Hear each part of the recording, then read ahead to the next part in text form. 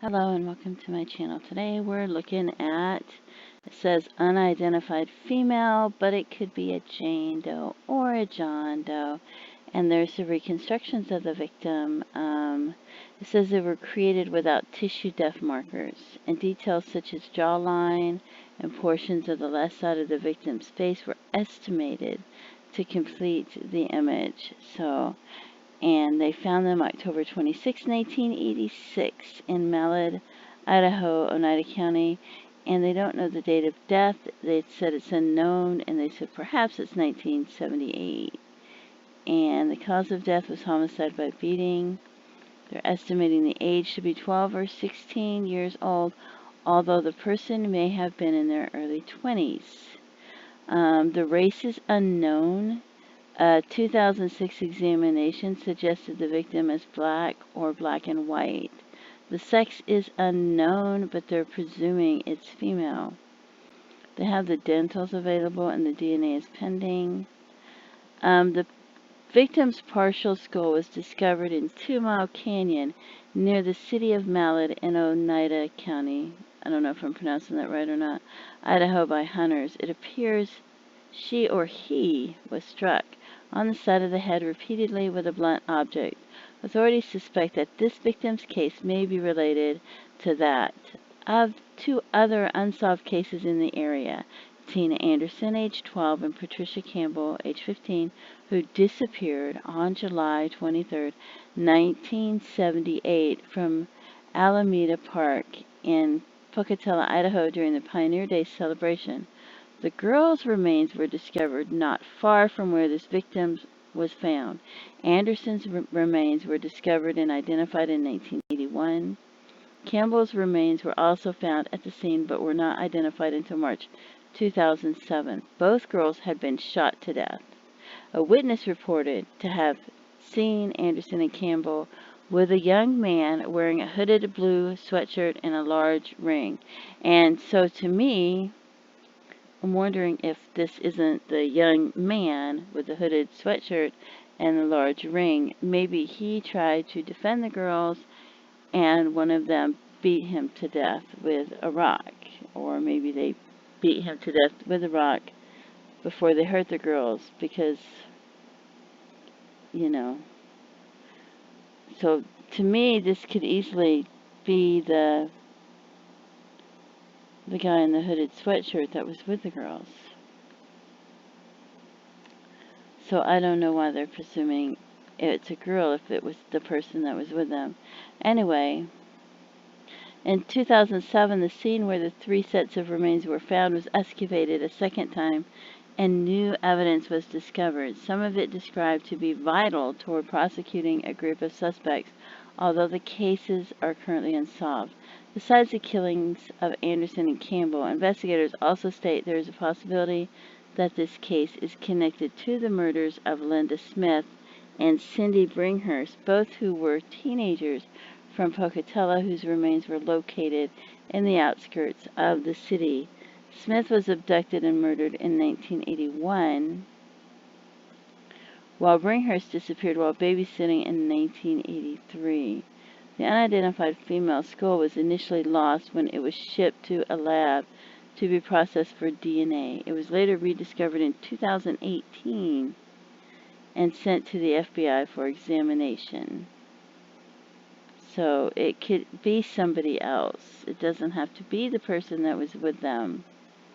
It could have been the same killer, just dumping bodies right there. But I thought, well, let's think outside the box. What if it's not someone from Idaho? We have Malad City, Idaho, which is right down the street from Salt Lake City. So today we're going to look at that, even though it could easily be someone from that area, Pocatello, Idaho, or the gentleman, the young man in the hooded sweatshirt that was walking with the girls.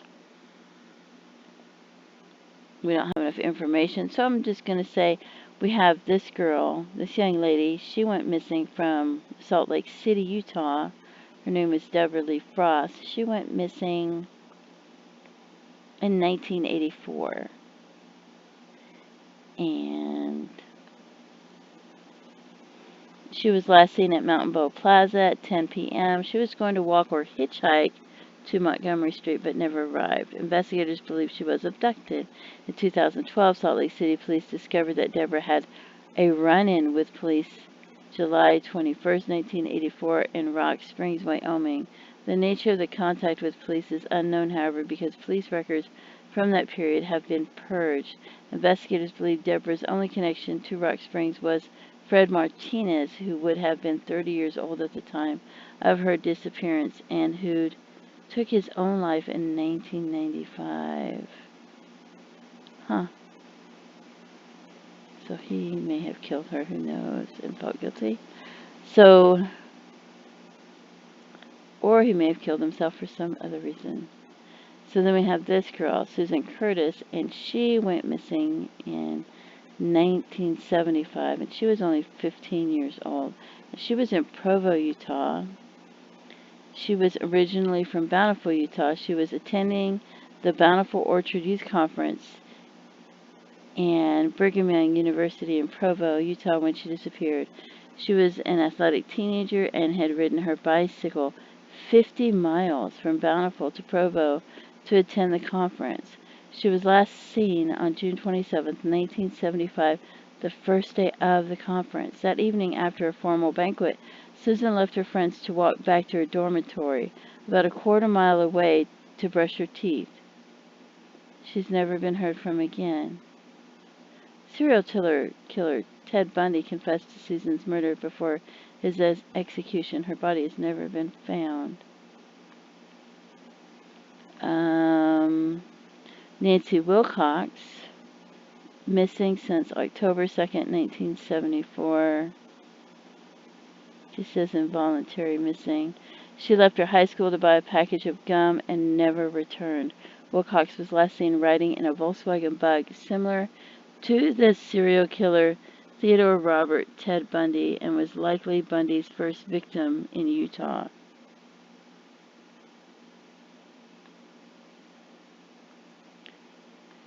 We have this one young girl, Denise Jeanette Sullivan. She went missing in 1961, and she was only 5 foot tall. She was only 90 pounds, and she was 15 years old. She was on vacation with her mother, Jeanette Sullivan, and her mother's fiancé, Charles Boothroyd, in July 1961. They encountered a man who claimed to have car trouble. The man then demanded money from them and had a rifle in his hand. The man then shot Jeanette, killing her, and then shot Charles, wounding him. He then abducted Denise by forcing her into his vehicle and drove away. A suspect, Abel Aragon, shot himself when stopped for questioning at a roadblock by 2 FBI agents. Doesn't say where the roadblock was, and I don't have that information. So I don't know if it could be her or not. But I just thought we'll think outside the box, because Mallet City's right here, and it could easily be someone from Pocatello going this way, or it could be someone from Salt Lake City going the other way. So I don't know. But also, you go from LA, you can go all the way here from.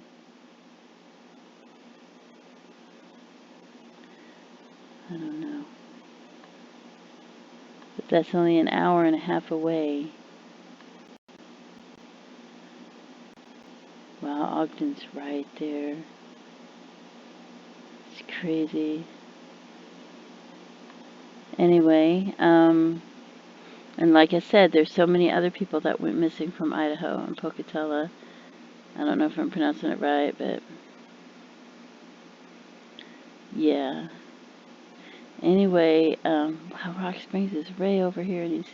Anyway, so I still think that if it's related to those girls, that it could easily just be the person they were with in the hoodie. But it could be they were with a young man wearing a hooded blue sweatshirt and a large ring. So I don't see why it couldn't be him. Why do they assume it's a girl if he was walking with those girls that went missing? Maybe somebody beat him to death. I don't know. But anyway, what are your thoughts? Do you have any thoughts? If you have any thoughts or ideas, or who do you think it is, or things like that, please feel free to leave comments and let me know. And if you do know who it is, or you heard something years back, or, you should contact authorities, even if you're not sure if it's relevant, or you're not sure if it, let them know. If you heard something through the grapevine from somebody, let them know what you heard and who you heard it from, and let them decide if it's relevant or not relevant. They have an agency email address. I don't know if it's the person still on the case, but if it's not, I'm sure they can forward it to the person who is on the case. And if it's not a good email address anymore, then you can call them to get a good email address. Anyway, and there's another phone number. So anyway, thank you so much for tuning in. Don't forget to stop and pray for these people who lost their loved ones and their families. And thank you so much for tuning in. Have a great day. Bye-bye.